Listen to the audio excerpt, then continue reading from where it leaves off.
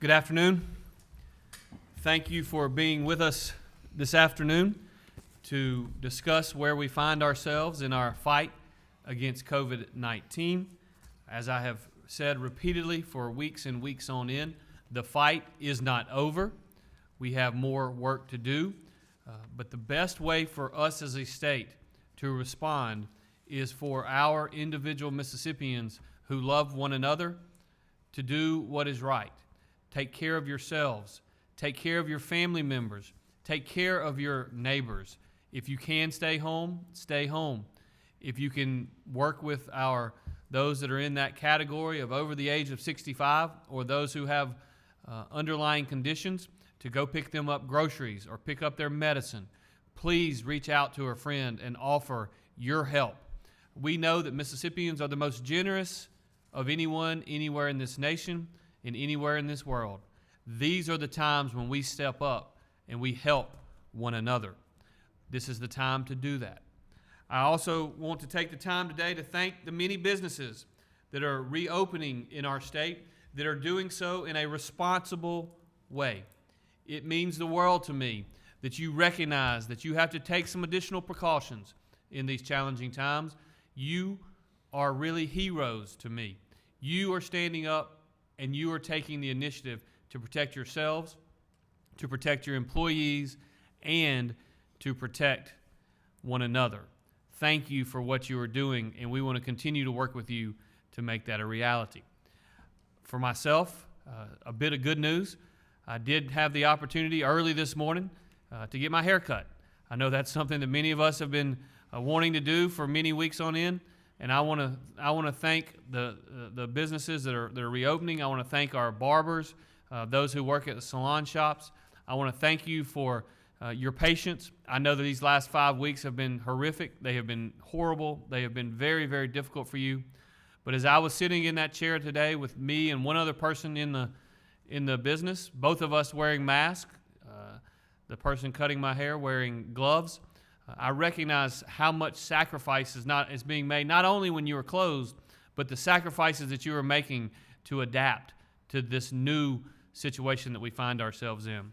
We're going to talk a little bit later today about what we are doing as a state to respond, how our public health team and our emergency management team are working together, hand in glove, to make sure that we protect our fellow Mississippians. And I think you will have a better understanding of how this is functioning and how and why we as a state are responding in such a way that is gaining national recognition. I also want people to know that we have set an end date on our suspensions on evictions. It is not going to occur until the end of the month, June 1st technically, but this is important. I want to give everyone enough time for people to get the money that they need together to make a rent payment if you have fallen behind. Again, this will not go into effect immediately. We will sign an executive order which allows it to go into effect June 1. But for those of you who are renting, know that this suspension on evictions will come to an end. We have to recognize that housing doesn't just happen and it doesn't grow on trees, and we cannot suspend evictions forever.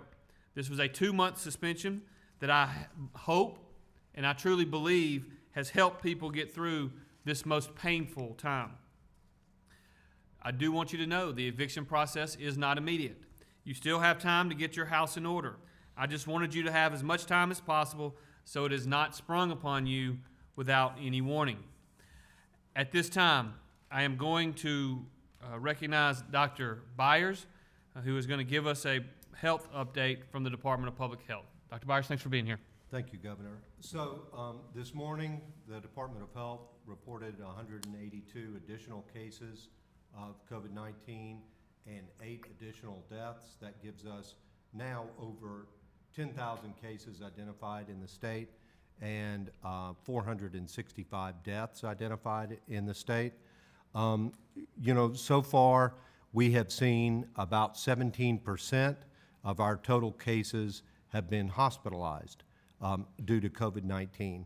But if you look at our hospital data for hospitalizations for COVID-19, ICU admissions for COVID-19, ventilator use for COVID-19. Those are continuing to stay stable. This was one of our goals from the outset, was to maintain that capacity in the healthcare setting, to make sure that we were able to care for those folks and make sure that we had the capacity in the event of a surge. If you look at our overall cases now, we are still seeing over 50% of our cases in African Americans. We're still seeing over 50% of our deaths in African Americans. That has stayed steady since we first reported that initial disparity several weeks ago. As far as our deaths so far this year, of the 465 deaths, we have seen 45% of those deaths in residents of long-term care settings. This is why we are going to continue an aggressive testing approach in long-term care settings to make sure that we can identify those employees who may be infected, get them excluded so that there is not additional transmission, identify those residents very early on who may be infected so that we can take the proper infection control actions to prevent further transmission. Additionally, in Mississippi, we're now reporting over 100,000 tests of Mississippians in the state for COVID-19. Thank you, Governor. Thank you, Dr. Byers. Again, I want to walk through the process of our decision-making and the way in which it operates and the reason that our emergency response in Mississippi has been looked at favorably, not only by our fellow Mississippians, but also across the country. Recently, as you know, we have been talking about the number of cases in a certain number of counties. We have the Department of Health, the experts on public health. They are doing data management.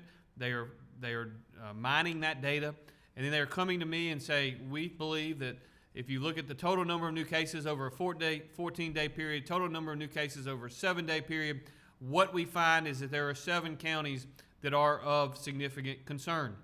They come to me and they ask, Governor, will you consider putting additional measures in place on those 7 counties? Yesterday I came here, I announced that we were going to, in fact, enhance social distancing measures in those 7 counties. We work with our emergency management team. We asked them to be able to push resources then to those 7 counties to help the Mississippians who need help the most. So at this time, I'm going to turn it over to Mac, who is the Chief Deputy over at the Emergency Management Agency. Both Director Michelle and Dr. Dobbs are traveling today out in the community, talking with local leaders, as they should be. We're very fortunate to have very deep teams at both the Department of Health and Emergency Management. And so, Mac, if you would give the people of Mississippi an update on our resource management and how we're pushing things out to help those communities. Absolutely. Thank you, Governor. On the first note, I'd just like to talk about our last 5 disasters, 4470, 4478. These happened in December, January, April, February, and then March. Those are 5 disasters that include COVID that the Mississippi Emergency Operations Center is currently working. But that's along with every state agency. We are the state coordinating agency for the governor, and we empower and also task all those other state agencies to do the things that we need to do. Just to let you know, 19 counties in one of those events, another 13 counties were impacted in the second, 29 counties in the third, 15 in the fourth, and 82 counties impacted in COVID. So what you're seeing is synergy between the state agencies, the Department of Health, the Mississippi National Guard, our public safety partners, the Department of Public Safety, MDOT, and others who we've reached out to do different tasks all throughout the state, and that continues to go on every day. A lot of people don't realize that the Emergency Operations Center, we are working 10 past disasters that are still open, all the way to Katrina. So we have 15 open disasters in which we, at any point during the day, we reach out to a state agency to make something happen, to finish up the project and get that done. And I can't say enough about the county, and the county emergency management directors have been working tirelessly throughout this whole event. They are just another reach. When they need something, we find it, we get it, we resource it for them, and they're there in that local community. They know exactly where those problems are, and they're able to do that. As the governor alluded to earlier, executive order was signed yesterday. 7 additional counties were added as hot spots, so to speak. That's my language, not the official medical language. I'll stick with that. That was Attala, Leake, Scott, Jasper, Neshoba, Newton, and Lauderdale.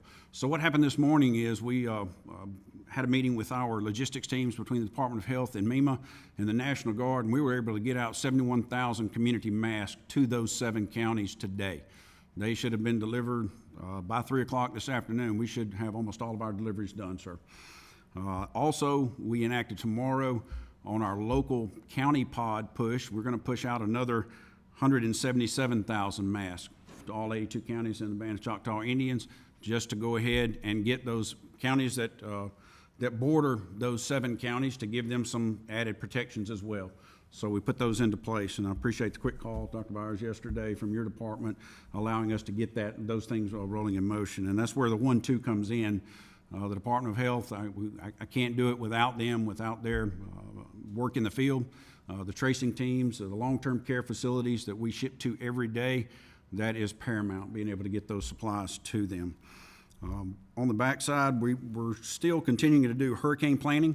We have a number of exercises. We've coordinated with all 82 counties. We're talking through our shelter operations because of COVID-19, what that's going to look like, what do we need to be planning for there.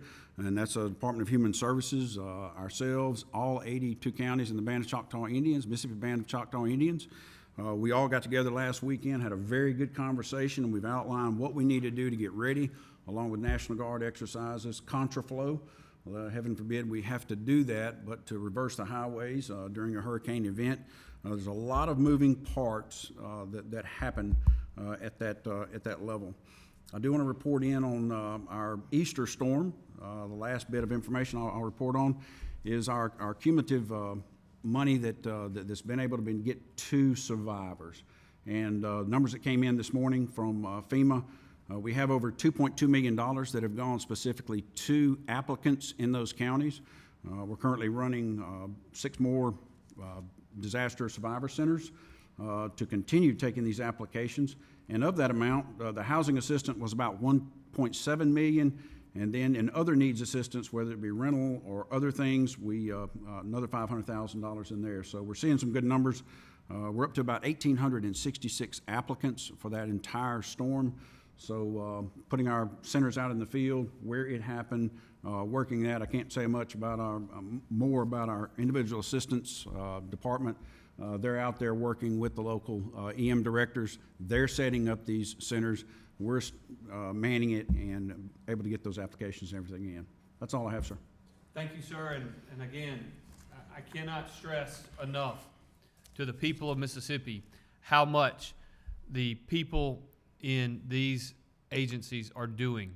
The Department of Health, the Mississippi Emergency Management Agency, the Mississippi National Guard, and all of our partner agencies are working every single day, utilizing the abilities given to us to act in an emergency.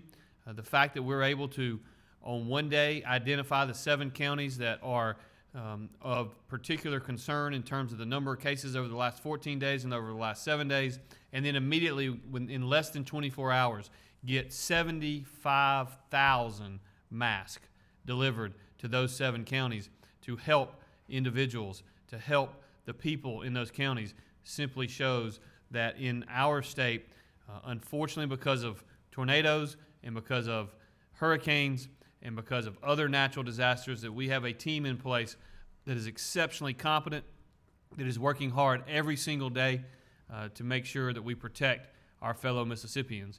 And I urge you to do the same. I urge you to do everything in your power to protect yourself, protect your neighbors, protect your mom, your grandmom, your dad, your granddad, and your other fellow Mississippians. Working together, we will get through this. Questions? Courtney Ann. I know yesterday you talked about the methodology behind those 7 counties, but we're looking at Madison County numbers going from 298 last Tuesday to 493 today. I know that they're a more populous county, but it doesn't look like they have an extraordinarily high number in long-term care facilities. Do we have any idea what's going on in Madison County? Yeah, thank you. That's a great question, and certainly Madison County is one of those counties that we're watching very closely. It's looking like we are seeing some community transmission in certain areas within Madison County, and we are looking at approaches now to begin to do some additional public health messaging, some additional public health actions to further prevent that transmission.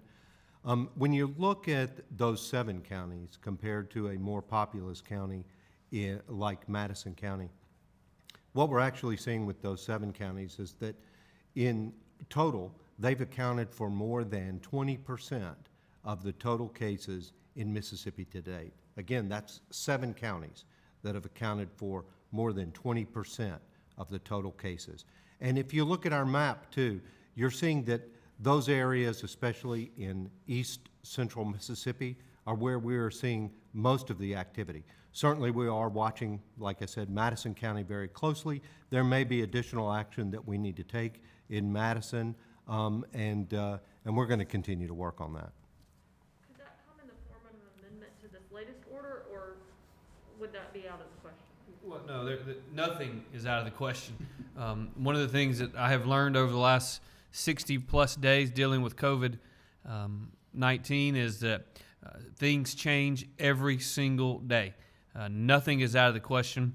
But, I point back to the decision that we made. If you'll recall, and I don't remember exactly what the date was, but the Department of Health, in doing their data analytics, when there were less than 20 cases in Lauderdale County, that is a hot spot that they identified, pointed to, and said, we need to take additional steps in Lauderdale County. When I did it, it was criticized by some, but it was not understood by many. And the fact is, the data analytics folks at the Department of Health are very talented. They're very good. I look at a county like Scott County, and I happen to know Scott County well because I grew up in Rankin County, and Scott is just to the east of Rankin. Scott County is significantly smaller than Rankin County and has significantly more cases. I believe 2.5 times the number of cases than are in Rankin County. And so I think when you look at the total analysis, certainly total number of cases matter, but what also matters in terms of is there community spread is how many cases per 100,000 population. You look at those 7 counties, and their total number of cases per 100,000 population look a lot more like Orleans Parish or New York City than they do, say, Alcorn County. And so I think that's really the decision-making point. Yes, sir. You mentioned June 1st being the end date of eviction and suspension. If this deadly virus comes back around in the fall, is that something that you would reconsider then? Absolutely. There is no doubt. As I mentioned, every single day is different. Every single day throws a curveball, and we've got to be prepared to make whatever decision is necessary at that time. We have to understand that we have waived those evictions for 2 months. We wanted to give our people an opportunity to get through the absolute worst from a job standpoint, but we also understand that while we have had the ability to waive evictions, we don't get to waive the ability of those who own these facilities from paying their rent, paying their landlord, or paying their bank, or paying their financial institution. And so we've got to, as we have done in so many different decisions here, we've got to balance multiple interests and try to make the best decision so that all Mississippians are best protected. I am committed to make this decision, to give people significant amounts of notice, weeks of notice, and also I will tell you that should it come to a point in which it makes sense to make a different decision, we will stand up, just as I have done many times, and say, given where we are today, we need to go in a different direction. Yes, and, sir. You mentioned 7 counties making up of over 20% of the state's total cases. What do you do to slow down the spread to neighboring counties surrounding those counties? Yeah, well, the 7 counties represent 20% of the total number of cases in the state. But when you start looking at the last 7 days and last 14 days, they actually represent an even higher number of the new cases that are occurring. We went over 10,000 cases today for the first time, but we've had approximately 7,000 of those cases that have either the individuals have recovered from the virus, and so there's closer to known 3,000 current cases in Mississippi, and these again are very rough numbers. We can get you specifics and exacts, but when you look at what these current cases look like, these counties represent an even greater number of those actually currently active cases. So what can we do? Well, what we can do is we can institute additional measures in those counties, as we did yesterday by issuing the executive order. What can we do? We can coordinate with our emergency management team. We can ship 70,000 masks to 7 counties whose populations are relatively small when compared to, say, the Gulf Coast counties or the DeSoto County or even either one of the 3 metro counties here in Hinds, Rankin, and Madison. And so 70,000 masks into those 7 counties is a very large number, and we're going to continue to look for ways to get more resources in those areas. What else can we do? We can have teams from the Department of Health, their contact tracing teams, and they can push resources. That's the reason Dr. Dobbs has spent at least 2 of the last 5 or 6 days in one of those 7 counties talking to local elected officials. It's about communication. It's about making sure that the businesses in those communities understand the risk that are associated with COVID-19, that they understand what the guidelines are now in place in terms of wearing masks, of social distancing, of doing things that seem simple, like if you have a large facility, shutting down the common area. Don't allow there to be a break room where people can congregate, for instance. It's little things like that where many of the industries and businesses are already doing that, but we've got to work with them to make sure that we continue to get that done. Dr. Bars? Yeah, and so, we are doing several activities within those 7 counties as well. Certainly we've targeted a number of the chicken processing plants and I think Dr. Dobbs had mentioned this yesterday, that we're making on-site evaluations to make sure that they have in place and they have the tools to prevent transmission within those facilities. We're going to be doing some additional testing, potentially around those employees as well within the chicken processing plants to be able to identify those cases. But even more so outside of those 7 counties too, and these are the ones that we're targeting where we're seeing most of the activity. There are still things that folks need to be thinking about, and that is those things that we've talked about for all Mississippians across the board, and that is making sure that if you're ill, you stay home, making sure that you don't go to work when you're sick, making sure that when you do go out in public that you wear a mask, making sure that you do that social distancing, that you're washing your hands, that you're taking those precautions that we all need to take to prevent infection in everybody, including those people who are most vulnerable in the population. Dr. Byers, has the Department of Health sent over recommendations for schools opening up in the fall for face-to-face meetings, either to the governor or to schools directly? So, we're looking at plans now to determine the best guidance of what that will be in the fall. A lot of it is going to be dependent upon the activity that we're seeing at that time as well. And so I know that Dr. Dobbs is working closely with the Department of Education as well to make those recommendations as we move down the line. Renee? I believe Dave Elliott with WOX has a question. Dave?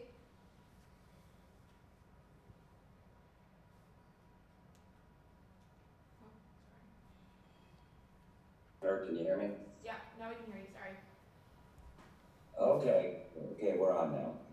On the issue of providing hazard pay for police and fire, here on the coast so far only 1 city has approved it. There are reimbursement questions surrounding the topic. To get clarity on this, Governor, can CARES Act money, in your opinion, be used to cover the cost beyond overtime, as you've mentioned before, if cities and counties vote to provide hazard pay for first responders? And are you aware that the new stimulus being pushed by Democrats in Congress does provide money for hazard pay? Thank you, Dave, for that question. I was not aware that the new $3 trillion plan proposed by the Democrats in Congress included that. I do think that is a worthwhile conversation that should be had. There is no doubt that CARES Act funds can, according to Treasury guidelines, be utilized for the payment of firemen and policemen who have been dedicated to the COVID-19 fight during the last several months, and that is also true that they can be paid for expenses incurred between now and December the 31st. That is allowable under Treasury guidelines, and it's something that I certainly support. Our men and women in uniform are the ones who run into the challenge rather than run away from it, and I think that's a conversation that is very much worth having as we progress forward on the allocation of those resources. Alyssa with Clearing Ledger has a question. Good. Alyssa?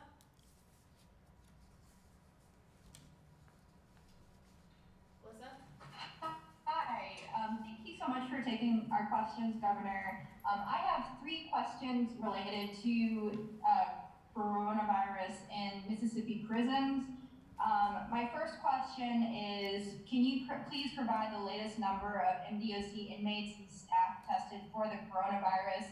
My second question is, do those numbers include inmates held at privately operated prisons? And thirdly, MDOC policy says that inmates have to have a fever in order to qualify for coronavirus testing. I was wondering, why is that the case when everyone, including people who are asymptomatic, are tested at other sites with outbreaks, such as at long-term care facilities? Thank you very much for your questions. The numbers that I received earlier today are as follows. Total number of inmates that have been tested is 47. Total number of positive results to date are 10 amongst inmates.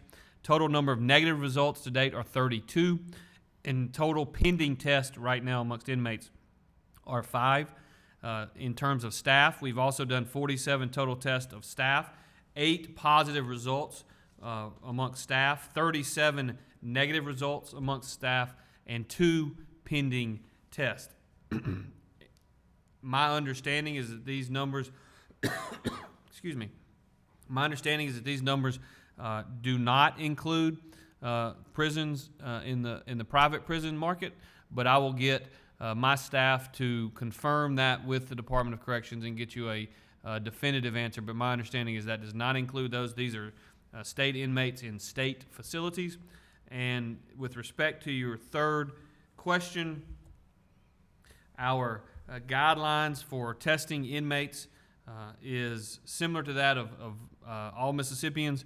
Any inmate who is present with a fever and shortness of breath are first tested for the flu. If the test comes back negative, inmates are isolated in the facility's infirmary and tested for COVID-19.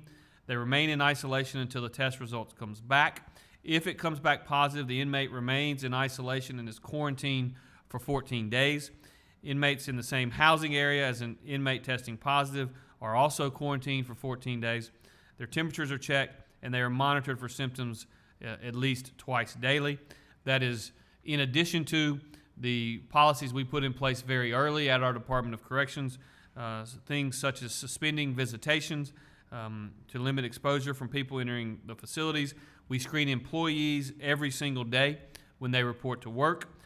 We suspend inter-facilities transfers, except in emergency cases, and we believe that we are also posting signage throughout the facilities, providing handouts to inmates, listing the symptoms and informing them of ways to protect themselves.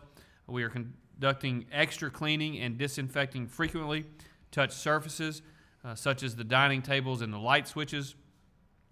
We are isolating any inmate that tests positive or any inmate that presents symptoms, and we are also quarantining any housing unit where sick or potentially sick individuals have had direct contact.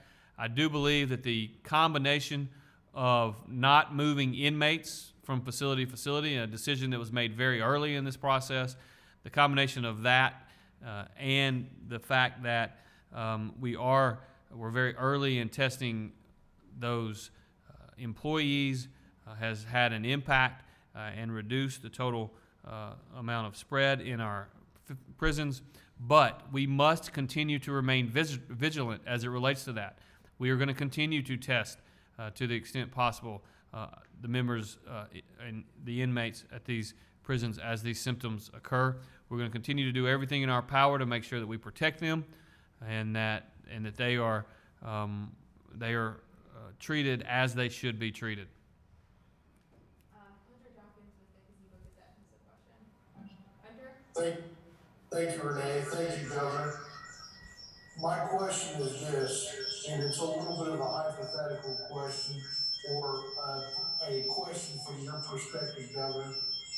As we've begun to open businesses, quite a number at least, do you feel that we have personally began to flatten the curve or slow transmission of the disease or virus? Well, thank you for that question. And what I would tell you is, if you look at the total number of cases in our state, which have now exceeded 10,000, in 3 of the last 4 days, we've actually had fewer than 200 new cases reported in 3 of the last 4 days. But if you look at the actual curve itself, we've had a relatively flat plateau for the last 30 to 40 days. There has been a slight uptick a week or so ago, again, very, very slight, and we've had a slight downtick over the last 3 to 4 days. But again, if you look at total number of cases over the last 30 to 40 days, and you look at a 3-day average, it has been relatively consistent and relatively flat. In addition to that, remember, stopping the spread of the virus in our state was never a goal that we believed was truly attainable. Our goal was to protect our healthcare system so that every single Mississippian that could get better with quality care got that quality care. And as Dr. Byers mentioned earlier, and you can see the charts every single day, with respect to total number of hospitalizations of COVID-like illness, with respect to total number of patients with COVID that are in ICU beds. If you look at the total number of COVID patients in Mississippi that are on ventilators, literally for days and days and weeks, we have been relatively constant. We haven't gone up significantly, we hadn't gone down consistently, but at no point have we gotten into a situation in which the total number of ICU beds or the total number of ventilators available were anywhere near or anywhere at capacity. Dave from WLOX has another question. Dave? Thank you, Renee. Governor, as businesses reopen, what about state government offices? We continue to hear from so many people every day about frustration, dead ends with DMV offices closed, when job centers not accessible. Isn't it a justifiable expectation that as the private sector opens, critical public services also begin to open, especially since so many state employees still have jobs? Yes, Dave, that is a reasonable expectation. We are having those conversations every single day. I met with one agency director today who had already made the decision to start bringing their people back. Again, the one conversation that we've got to make sure that we are on the same page with our public health experts. When you talk about facilities like the Department of Motor Vehicles, obviously that is a particularly sensitive subject for a lot of different reasons. I can't tell you how many people have reached out to me or to my wife personally. Remember, I have a 15-year-old. She has a lot of friends who have recently turned 16. This is a very hot topic. But when we reopen, we've got to do so in a way that is safe. We've noticed that we have put guidelines in place for things such as barbershops, things such as salons. We put guidelines in place for dentist office, for surgical procedures, and we're going to have to put guidelines in place for those public safety, and as well as in all of those different agencies that serve the public. We've got to get them back open, but we've got to do it in a way that we don't exacerbate the spread of the virus. And so, yes, it is a delicate balance, but one that we are working on. And what I think you will see is, much like your repeated question, which is very valid with respect to casinos, I think in the next few very short period of time, you'll start seeing more and more direction coming out in both of those areas. Those conversations are ongoing, and we're very near finding resolution on those. Yes, sir. This question is for Dr. Byers. You mentioned the task force is looking pretty closely at Madison County and that more restrictions may come from that. Can you just expound of what those restrictions may be? And I'm not certain that I said more restrictions would be put in place. I think what I said was we are looking at additional activities that we can put in place to prevent further transmission. And again, you know, when you look at Madison County, we do, although we haven't had a substantial number of cases associated with employees in poultry facilities, we do have some. You know, we haven't had a substantial number of cases in long-term care settings, but we do have some. But primarily we're seeing what looks like isolated or focal community transmission.